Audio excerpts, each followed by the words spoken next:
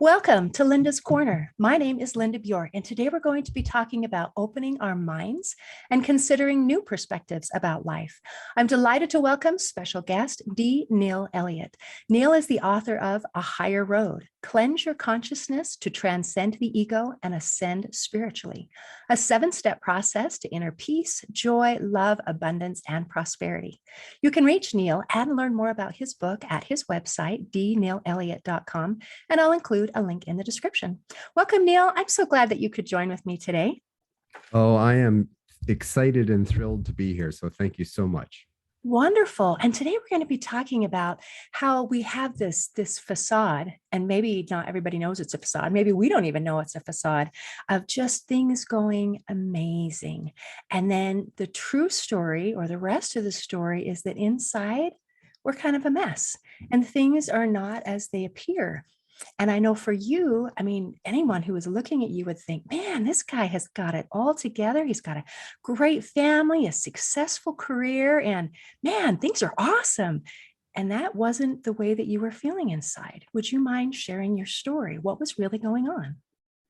Yeah, absolutely. So, and a facade is a good way to put it.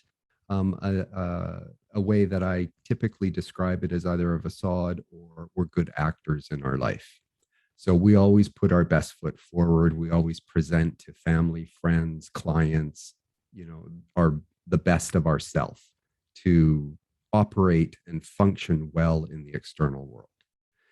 And so what was going on for me? So I'll talk about myself. So what happened to me? So I was born in 1960. And in my 30s, so in the 90s, I was reading spiritual self-help books to try and change how I thought about things. Like trying to improve myself. All the books that you perhaps read or been are familiar with, books by Wayne Dyer, Carolyn Myss, those kinds of books, Napoleon Hill. And I couldn't really shift how I thought.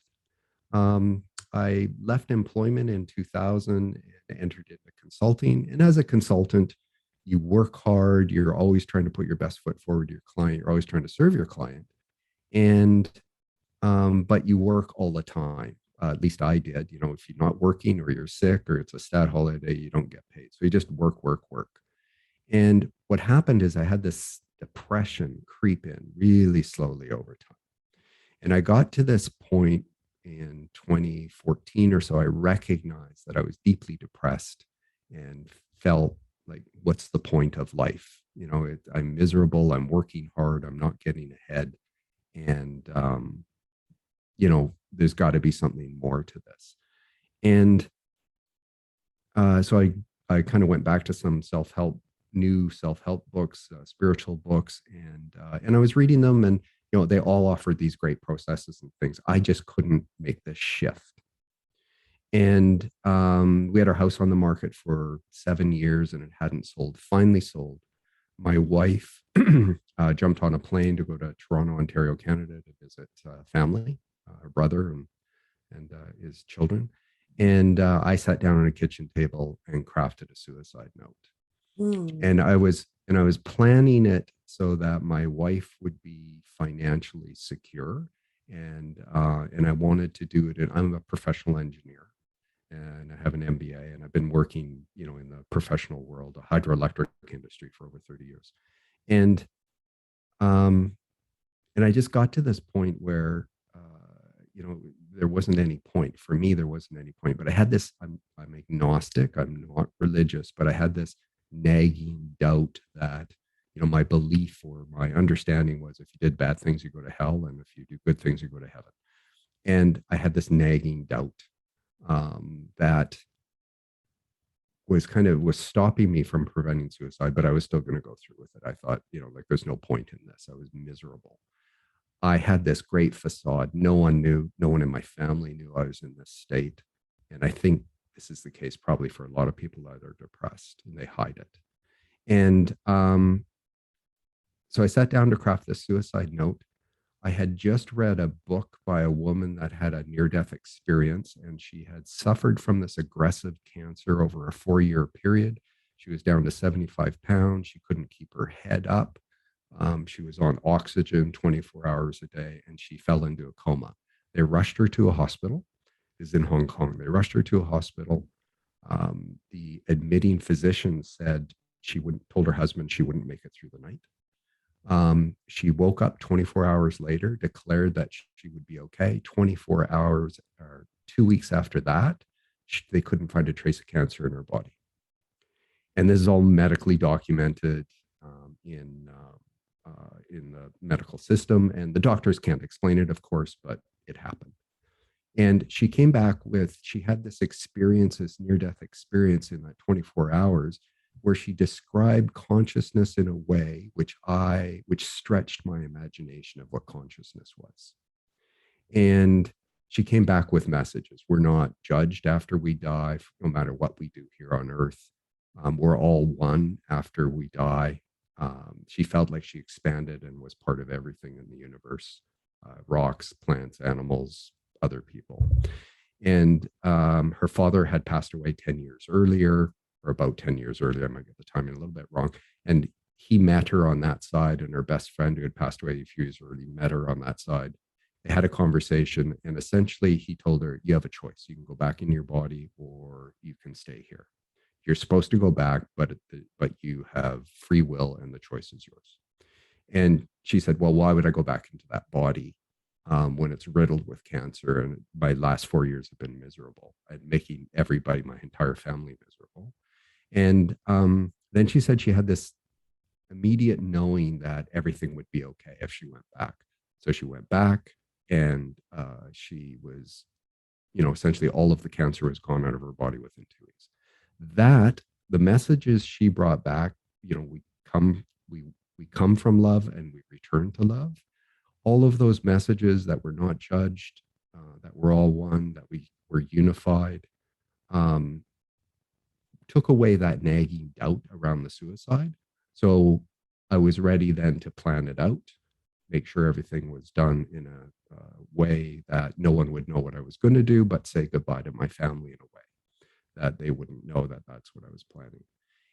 But I had just coincidentally about a week before, and I say this information found me rather than me finding it. I came across this document, and I'll call it a blueprint document, that promised to liberate me from my thinking if I studied it and meditated and prayed on it and did the work. And so I thought, okay, being an engineer, I'm going to put the suicide aside because I can always do that. So I'll give this document a chance. And so I embarked on this journey, which I've documented in my book. I embarked on this journey, and a year later to the day, I woke up and I was full of love and peace and joy, and I had an entirely new outlook on life. I was happy to be alive. I understood why everybody does what they do, why everybody behaves the way they do. And I understood what I needed to do in order to ascend spiritually. And I've been on that journey now for 4 years. Wow. So it's Okay. 4-year anniversary today, or Oh, at the end of November of this year. happy anniversary. Okay. So first, I want to celebrate your life, that I'm glad that you're still here. And then I have just a clarifying question. This document that you talked about, what brought this to your mind? I mean, you had been writing the note, you were ready to move forward, and then Well, wait, I'm gonna give this an experiment. I'm gonna give this a try. What took place in that shift? I feel like I'm missing a chapter. yeah, you are, because I think I cut it out a little bit there. But so in 2015 or so, I started to go back to these spiritual books and scientific books. I'm an engineer, so I like things that are tangible, measurable, observable, things that we can kind of quote unquote prove. And so I started to read these books, and I read a series of books around mind and memes, um, uh, concepts of consciousness that I hadn't considered before. So, Mind and Memes, this book discussed that, one of the key things that it came out of this book was everything that we think is right or wrong, true or false, is really just a belief. It's our perception of the world. And after reading that book, I could say, okay, well, all these things that I think are right and wrong, or or good or bad or true or false is really just a belief, not the truth. And so that kind of unsettled, not unsettled in a bad way, but unsettled me, shook me a little bit of my foundation to get away from this. I'm right and you're wrong, or vice versa. And so then I read a book that talked about, and it was a scientific book, again, all researched, all documented. It's a book that describes how our thinking and feeling influences and affects the expression of a cell. And expression of a cell is the work it does. So we either, through our thoughts and our emotions, make our cells healthy or make our cells unhealthy. And we attract these illnesses through us over time. It takes time to do this. We all have will, we have free will. And what we choose to think and what we choose to do will either make our life, better for us or not better for us. And so I read this book. So that was another one. And then I read some books on people that have brain trauma and neuroplasty and neuroscience. And again, medically documented about people that have brain traumas and how they could rewire essentially their brains to correct the issues that they had out of these brain traumas through this process of neuroplasty. And, science a long time ago thought, the brain was, kind of fixed and it died over time, but you can actually create new brain cells. Then I read this NDE experience. Now, in this time, I was looking for another book. I can't remember what it was called at the moment, but I was looking for this other book and I just happened to come across this blueprint document. And I thought, oh, this is interesting. And it would have been a document that I would have normally just pushed aside, run away from, never, because of the way it's marketed, so to speak, would have not been anything I would have been attracted to.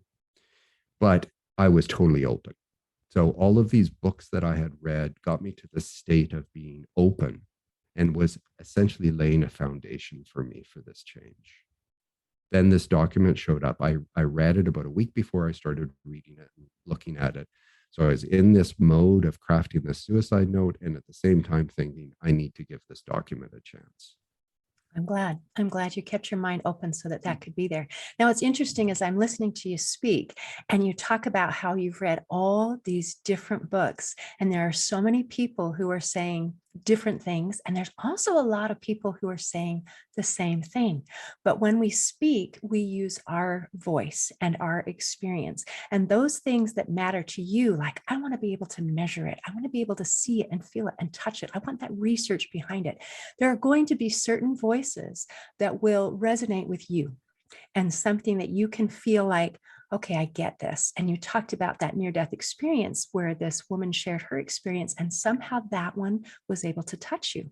So that's why it's okay to have multiple stories that are telling the same thing, because we come from a different perspective and we use our own voice and our own experiences as we share. And so having this person tell their experience and this person tell their experience and this person share, this is what worked for me. And having this person say, well, this is what worked for me. I love that there's more than one right way to do things. And I love that there are different voices so that we can find what resonates with us, what makes sense to us, so that we can be able to understand and grow and develop. Now, you have added your voice to the mix as you have written your book, and you've put your ideas together in a way that may speak specifically to people where someone else's may not. And that's a beautiful, interesting thing. So thank you for adding your voice. Would you be willing to share these? I know you have 7 steps that you walk through to help people be able to go from that place of darkness to that place of personal enlightenment, or you might use another word, maybe consciousness, where you're living maybe the same life, you might be in the same house, you might be in the same relationships, you might have the same job, you might have the same amount of money in your bank account, and yet it's completely different experiences. One, you feel miserable, hopeless, discouraged, depressed, and then you can be in those exact same physical circumstances and yet feel fulfilled and happy and joyful. And it's amazing because a lot of people think that our happiness comes from the outside in. Man, I'm going to be happy as soon as I get that raise. I am going to be happy and fulfilled when I get this awesome relationship. Or I'm going to be happy and fulfilled when I buy this car or buy this house or weigh this, certain amount, lose 20 pounds or whatever it may be. And the truth is, none of that matters. Actually, the change has to take place on the inside. So I would love to hear your take and your view on how to change that inside. Yeah, no, that's great. At all these points you make, I agree with 100%.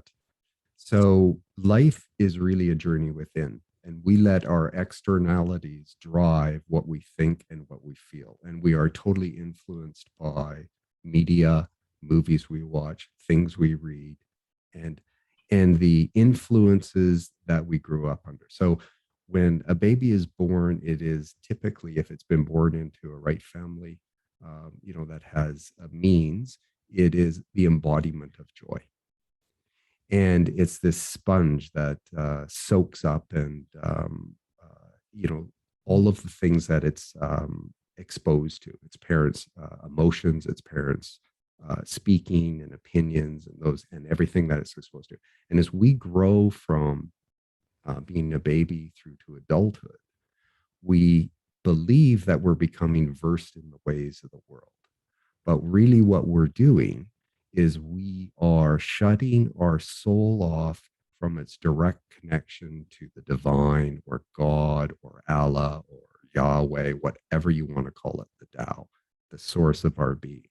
And we're doing that so that our soul, it comes in and it needs to learn certain things in this lifetime.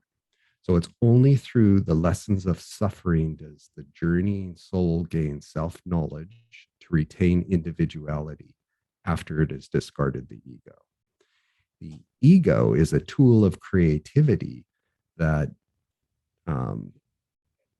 is used to create. Your soul is a fragment of divine consciousness, and your ego is the manifested form of expression, and it can only do things that work through electromagnetism. This is all described in my book, in terms of a consciousness plan, electricity, and in terms of bonding rejection. Of I attract all of the things that I like. I like ice cream. I like chocolate, milk. I like that car. I like that house. And for safety and security, push things away. I don't like that person. I don't like that experience. I don't like to live there. And you push away all these things. Those are the only mechanisms that your ego has to function in this world. And the journey within is to stop letting all of your externalities drive what you think and feel and how you behave in the world, and to dissolve all of the bondages that you've put around your ego, allow your ego to connect directly with the divine, and have the divine help you in cleansing your soul, cleansing your ego, and expressing love. We come from love. We return to love. We are here. We are here not to please God. We are here to express God, and God is love. And so when we talk about my book, very quickly, I've written my book this way. So part one is just an overview of what you're going to read and the circumstances that get you into it. My recommended approach to reading my book is read it from cover to cover, see if the processes and understand the process in its entirety, see if it makes sense for you. And if it does, then go back and start with step one or some of the scientific books that I talk about, and then follow the process. If it doesn't make sense to you or it's not ringing for you, then please just pass the book on to somebody else. You can never judge the inner reality of another person. So although the success of my book, we will typically measure it in sales, the real success of this book is the number of people that read it, that are exposed to this, and can make a decision for themselves whether this process works for them or not. So this gets back to people hearing messages in different ways. Right. What resonates with them and if it changes lives, to me, that is a Exactly. total success. You can't That, measure it because they're not probably going to come back to you. They may move forward, but still, you know that that's a possibility and a probability. So, well, exactly. So the second part of the book is a memoir, and the it's an illustration of how I created my every tomorrows, brought every experience and every circumstance into my life, and I use that only as an illustration for people so that after they go through the 7 steps, they can go back and perhaps look at their own lives and say, "Oh, I here's a kind of a template, if you will, of how this person looked at their life." And so I can look at mine and see how I created my every tomorrows. The third part of the book is about science. So I go through some scientific learnings and I share things that I've read for people to bring everybody up to the same speed and everybody up to the same platform and lay this foundation for change. The fourth part of the book is I share this blueprint document. And you have to come to this document like a little child, open and joyous and full of wonder and without any prejudgment. And if you can do that and you can follow the process to go through this document, you can open yourself up to new vistas of being and new ways to look at the world. And you will understand the process of creation. You'll understand what was before the Big Bang, the impetus for the Big Bang, what happened after the Big Bang, and how the materialized form came into being, so that we have the opportunity as fragments of divine consciousness, our souls can learn the lessons it needs to learn. sorry, is this the same document that you read? Is Yep, okay, it okay. is. I've gathered all the material together. I've put it in a PDF, and after people have read my book and decided they wanted to embark on this process, um, I give this to them freely for them to read. The I'm sorry. I said that's wonderful. Sorry. Oh yeah, thank you. And the last part of the book is really my experience as I went through traveled through these 7 steps. And so let's talk a little bit about the 7 steps. Yes, please. So the first one is really as soon as you understand the science, it's really the sharing of this near-death experience. And I offer this. Um, I suggest people read this book because this woman describes consciousness in a way which will stretch your imagination of what consciousness is. And she describes it in a very good way. Then I introduce people to this blueprint material, and this blueprint material itself will help to create that final bridge between spirituality and science. And it does this through its explanation of the things that I just talked about before the Big Bang, after the Big Bang, um, the impetus for the Big Bang, what happened after the Big Bang in the billions of years it took for materialized form come into being, for elements to be formed, for living molecules to be created, for cells to be created, and then the evolution of plant life and human life. And when you can understand all of these mechanisms and then how we use electromagnetism to create our every tomorrow in terms of our thinking and feeling, you think with electrical impulses in the brain. That is a consciousness plan. And you feel with magnetic impulses in your nervous system. This bonds and creates a form, and this is a life form that is around you in your aura, and you create hundreds of these every day. And as you think about and repeat these thinkings and emotions, strengthen the magnification of these consciousness forms, and they will attract to you like experiences and events into your life. This is all described. So the second step is unveiling these truths for you to read on your own and make your own decision. The third step is to cleanse your consciousness. So we have things. There's a a specific process and a specific kind of starting list, so to speak, that everybody needs to cleanse themselves up to dissolve these bondages that that bind down the soul. And you go through a process of doing some cleansing, and then you need to rebuild your consciousness with your golden aspirations of divine consciousness. So the things that are in alignment with our source of being. Is that step 4? Are we still on step 3? Nope. Now we're on to step 4. Okay. Yeah. So first step is the NDE. Second step is unveiling the truths. Third step is actually writing a letter to yourself. This is a private letter for yourself that you write to yourself about how exactly you feel about life. Are you happy to be alive, or are you completely miserable? And this is a letter that's only for you, for your eyes only. You're not writing it to please God. You're not writing it to share with anybody. It's for you only. And you write this letter, and you have to be totally truthful and self-aware when you're writing this, and document it. Then you seal it and put it away. Step 4 is cleansing your consciousness. Step 5 is rebuilding your consciousness. Step 6 is you're going to learn how to meditate. And I learned how to meditate in the 90s, and I did all the various methods of meditating. Then I've tried it, and kind of on and off with meditation. And there's lots of reasons why people say you should meditate. It makes you calmer, and it's many, many reasons.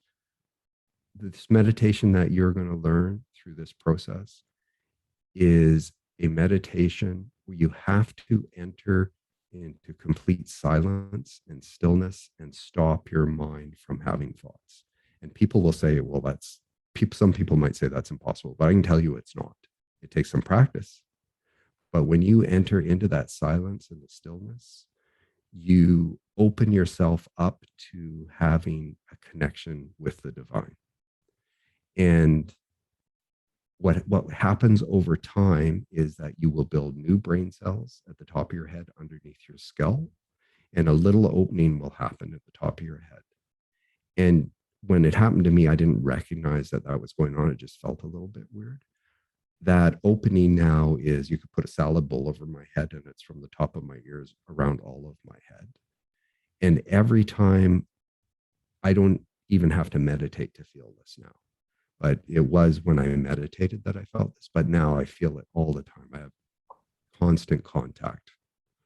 And it is so beautiful. So I describe this in the book about how I experienced this, what it felt like, how it grew.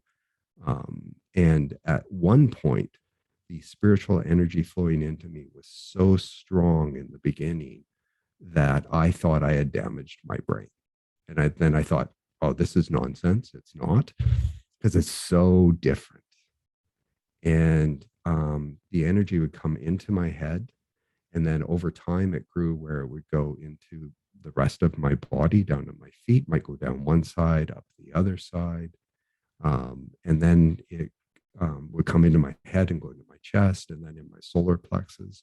So your solar plexus is the seat of your emotions. Your heart obviously is in your chest, and your head is this entry point into spiritual inflow of energy. And when you have this connection with the divine, at some point, you will know that what you know is true. And when you know what you know is true, and you've followed this process, then your belief and your faith becomes unshakable. And at some point, as you continue on with this process, and this took a year for me, about 13 months, I had a meditation where I went into a state of meditation, and you go through varying levels of frequencies of consciousness. The higher your spiritual consciousness is at a very high level, and our human consciousness is at a very low vibrational level.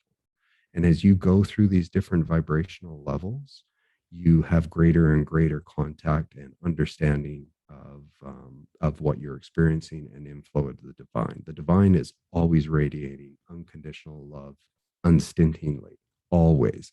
But your human consciousness prevents you from feeling it because it's at such a low level. So when you go through this process, you open yourself up. When 13 months after, I had this state where I went into the state of this meditation, and it's indescribable in human terms because we just don't have the language. But I was totally and completely bathed in love, unconditional love. And I didn't care what happened to my body. My body could be in pain, it could be in misery. It didn't matter. I just wanted to stay in that state. And this is just a glimpse of the state that you return to. And when you have these experiences in meditation, you will start to know that what you know is true. Your faith becomes unshakable. And this is what transforms your life. Now, I no longer judge anybody. I don't judge anybody. I don't denigrate anybody. Everybody's soul is equal. I look at people now, and no matter what they're doing, whatever their ego is prompting them to do, I can see that their soul is a fragment of divine consciousness. We are unified after. They come from love. They are love. And it's just their ego mechanism that it is their path to the light. They need to do these things that they need to do to create circumstances in their life that will eventually, in this lifetime or another lifetime, wake them up and realize that this is what they're doing to themselves. And when that happens, then they begin their own process to do their own spiritual ascension. That's fantastic. I'm so glad that you were able to find something, again, that resonated for you and was successful for you to be able to make you grow from the place where you were to the place where you are. And that inner peace, which is beautiful, and that you can take it with you wherever you go. And I love the way that you look at other people, because if we look at other people as their divine, beautiful, potential, and not only their potential, but what they are right now, if everyone felt that way, we would have peace and there wouldn't be contention, there wouldn't be issues. It would be beautiful. And we can't force anyone else to do that. We can only invite, and then we can work on ourselves. So well done for what you have accomplished, and that you have been able to organize it in a manner that makes sense to you and will make sense to other people who think the way that you do. And that's fantastic. And thank you for visiting with me today and sharing your experiences. Well, thank you so much, Linda. It's been a pleasure to be here today. And thank you for the opportunity to share my story. Oh, it's been a pleasure. In closing, I'd like to share a quote by D. Neil Elliott. He said, "You choose your path, deliberately or by default. Today, I invite you to choose your path deliberately." Thanks for listening. If you enjoyed this episode of Linda's Corner, please share and subscribe to help us reach new listeners. I also invite you to check out my nonprofit, Hope for Healing, at the website hopeforhealingfoundation.org for free ebooks, free audiobooks, and other free resources to help increase happiness, build confidence and self-esteem, strengthen relationships, manage stress, and calm feelings of depression and anxiety. I also invite you to grab a copy of one of my books, like Crushed, A Journey Through Depression, or Amazon bestseller, You Got This, an action plan to calm fear, anxiety, worry, and stress. See you next time on Linda's Corner.